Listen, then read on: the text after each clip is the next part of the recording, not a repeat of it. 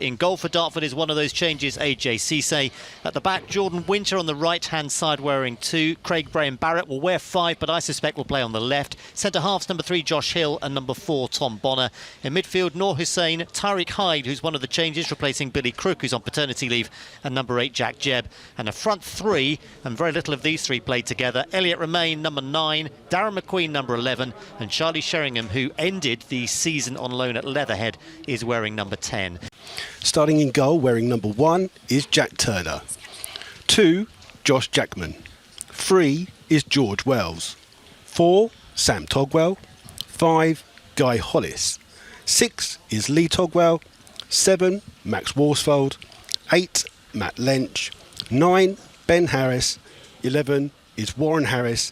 And 18 is Ryan Bird. In the end, their normal way that they like to play. Just waiting for our referee to make sure that all the goalkeepers are okay.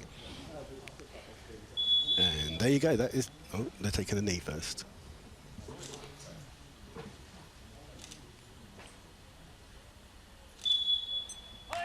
And there you go, that is the... Oh, he's taking it off.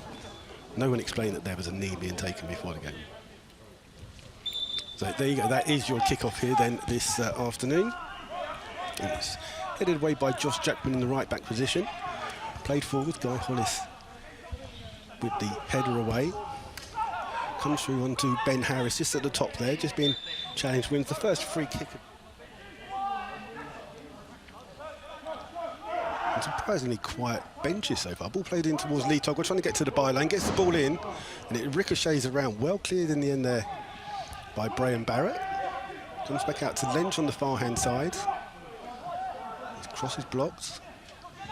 Back out here towards Lee Togwell, player coach here at Slough, finding Lench in some space. Played in, Jackman with a header, and the first effort of the game of any real note comes from Jackman. It has taken 19 minutes of the game, and his flick header just goes over the top of the bar. They're struggling to get it past the Dartford defence, but they're getting... And Ryan Bird, ex-Portsmouth striker, now playing defender, up for this corner for the Rebels. Bit of pushing and shoving going on the far-hand side, bit of patter cake going on.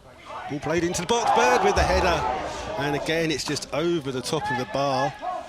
And Ryan Bird just needed to get that one down below, and that would have been the lead for the Rebels. But 2 good efforts from Slough coming in from the air. Which is quite strange. So when you get any sort of reaction from any of the substitution and some of the squad players, it comes from all sorts of areas.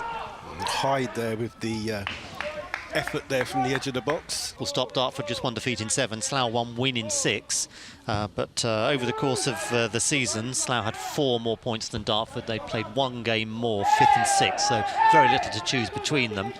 But you've got to really take into account that nearly all Dartford's points came from sort of mid-September, early October onwards. Quick throw here for Lee Togwell down the left-hand side. Crosses in first time, Warren Harris, and that is the first effort of the game. On target, 36 minutes gone. Back here to Graham Barrett.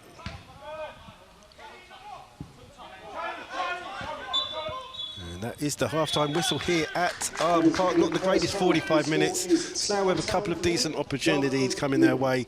The only real shot on target was a powder puff effort by Warren Harris. But 0-0 between the two sides. We're expecting a tight game, and we've definitely got that. Taken here to Worsfold. Takes a touch, crosses in first time, looking for Ben Harris. Headed away. Sam Togwell beaten to the ball. McQueen just pushed through, the referee playing advantage there. And the ball played out on the far-hand side for Romain to chase.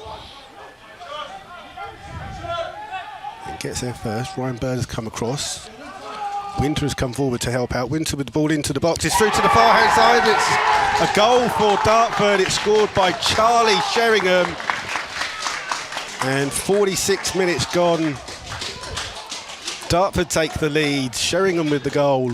And it's a ball on the far-hand side for Romain to chase. He comes back in, finds Winter, and Winter plays it all the way across. Slough stood still, but Charlie Sheringham gambled and put the ball in the heads. Dartford lead.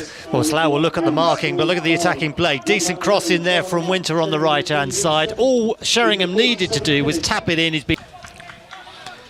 think if you'd seen the first half, I think the last thing you'd have expected is a goal so early in the second half. It was a game which did seem to suggest that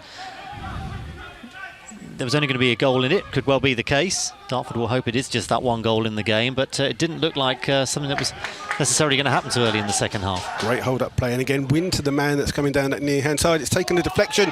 It's a second, and it's Sheringham again with the goal.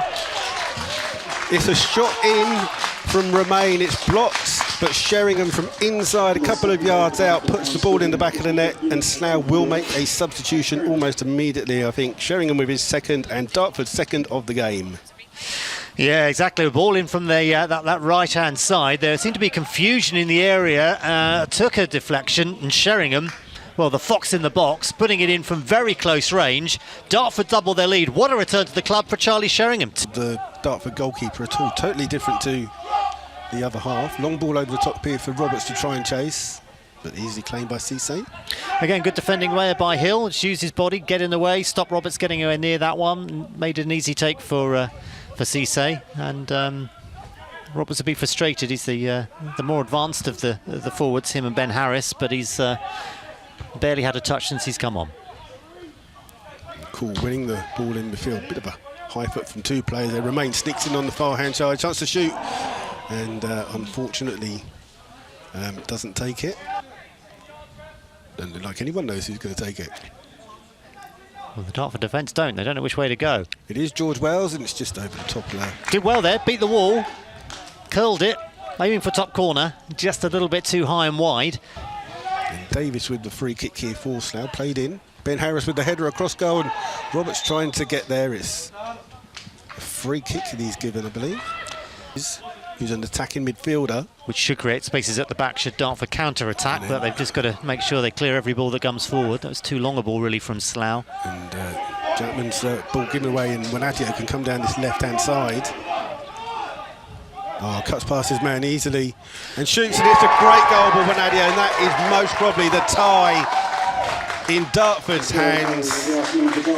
It's Wanadio on 85 minutes. And the substitute comes on, he cuts inside his man and goes for the near post, wrong foot in Turner. And I think you can safely say that Dartford will be making the trip to Havant and Waterlooville next Saturday. Definitely 3 goals. There aren't 3 goals in this Slough side in the last 5 minutes. Terrific play. He beat his man, got inside and just managed to beat Turner at his near post, which isn't easy to do. And Sheringham with 2 and Wanadio. Dartford first to the ball. They've obviously got the confidence of being 3-0 up. Jeb inside to Hyde. And Slough just not a tackle going in. Oh, lovely play inside by Comarsh Brown, and well blocked there by Ryan Bird, but out for a corner. Taking his time, Dartford with 5 back, almost taking it here towards Winter. And Jeb plays it in, headed away towards Ben Harris. And Davis trying to go from inside his own half. He scored 2 goals for Slough this season. Both of them have been from inside his own half, in what is a cup tie format, what you need. And Kai Marsh-Brown skipping in, finding Hyde, who's got plenty of time to shoot, and then puts it just wide of the goal. Oh, he should have done better there, shouldn't he? There was a big, back in August at home at Prince's Park. That was 1-1, and that is the full-time whistle. Yeah, final whistle here at Arbour Park. It's finished Slough Town 0, Dartford 3. I guess in theory you could say it's a game of 2 halves. Slough had the better of the opportunities in the first half, didn't take them. Dartford have had the better of the opportunities second half. They took the first 2 that they had, and that 2-goal cushion allowed them to control the game.